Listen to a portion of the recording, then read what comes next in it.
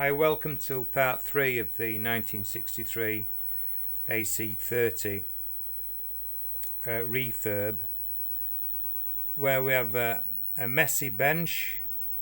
I've been doing quite a bit of prototyping, getting this reverb right. If you remember from the last video,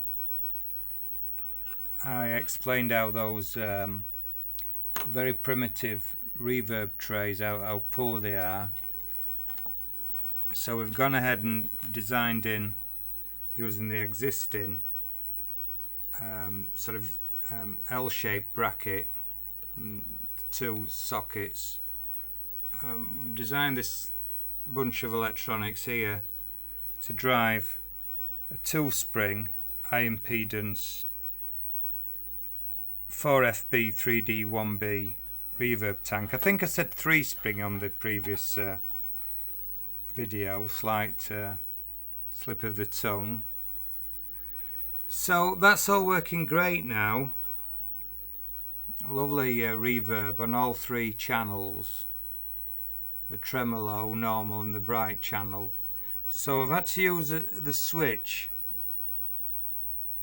because you can't just put it on all channels, else you'll mess it all up. It won't work properly. So it has to be switched at the back with first positions off, then you can switch for vibrato channel, normal channel and brightness channel, switching the reverb for each channel. Now just behind here it all looks very clumsy and a bit of a rat's nest, but this is often the case when you're prototyping. And behind here you can see where I've put back to stock the can capacitor, and there's the 4 EL84s with the screen grids and the grid resistors replaced. Also quite a lot of work on the top side of things. There's wrong value resistor here, should be 22k, there was a 15k in there. This was completely out.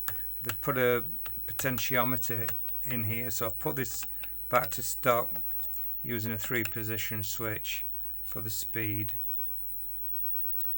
Many capacitors were open circuit drifted in value, so they've been replaced, and resistors, quite a lot of resistors being replaced.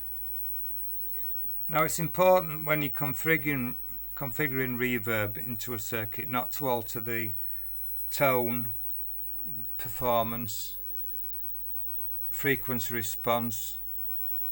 You still want it to sound like an AC30. So to do this, I've gone for 2 stages of recovery,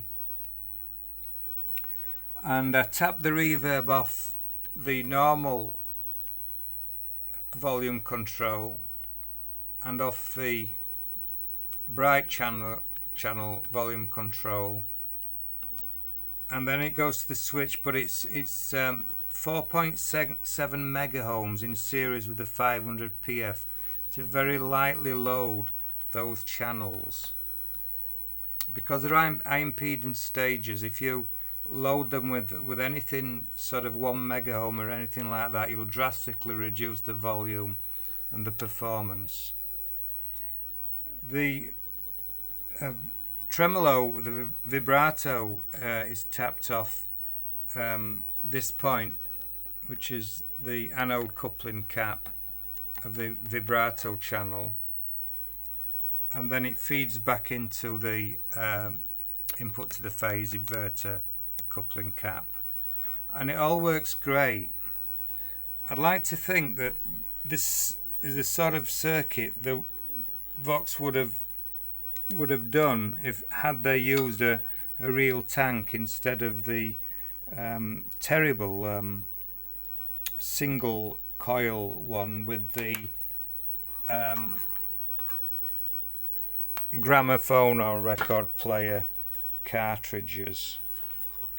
So there's little else to do with this amp now. I've got to clean the cabinet up. I've already had all the knobs off and cleaned the front panel up. That's come up great. And I cleaned all the knobs up. And there you see the can cap I've installed. It's an F&T. There you can see the GZ34 reinstalled instead of solid state circuitry.